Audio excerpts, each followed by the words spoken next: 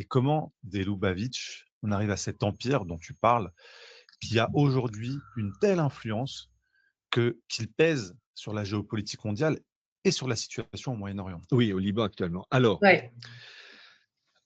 le monde Lubavitch est né donc deuxième moitié du XVIIIe siècle, un mélange de recherche intellectuelle très poussée. Et le premier rabbin Lubavitch, c'est Schneur Zalman, 1745-1812, et vous avez eu 7 rebbés ou rabbins. Rebbé, c'est le terme yiddish pour dire rabbin, qui exprime l'idée aussi de mentor. Mmh. Et alors c'est un Schneur Zalman est hors norme par l'intelligence, l'auteur d'un ouvrage de référence en 53 chapitres qui s'appelle Tania, qui est la référence. Bon. Et en fait, il va avoir peu à peu une collaboration entre les élites Lubavitch et le monde russe, parce que le monde Lubavitch, d'abord en Russie.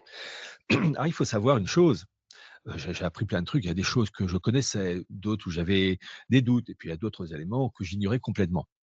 C'est que le monde Lubavitch, durant les guerres de Napoléon, je rappelle que Napoléon Ier a envahi la Russie en 1812, le monde Lubavitch russe a collaboré avec les tsars, le tsar Alexandre I.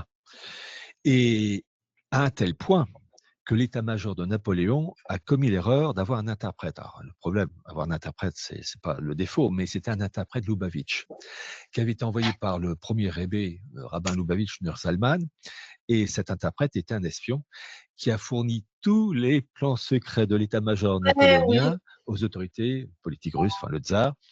Et après la défaite de Napoléon, alors ça j'ignorais complètement, après la défaite de Napoléon, les dirigeants, la famille Lubavitch, les Schnorr Zalman et puis surtout sa descendance, ont été faits citoyens d'honneur russes à titre héréditaire. Donc il y a eu une insertion dès le début du XIXe siècle des élites dirigeantes Lubavitch dans le monde russe.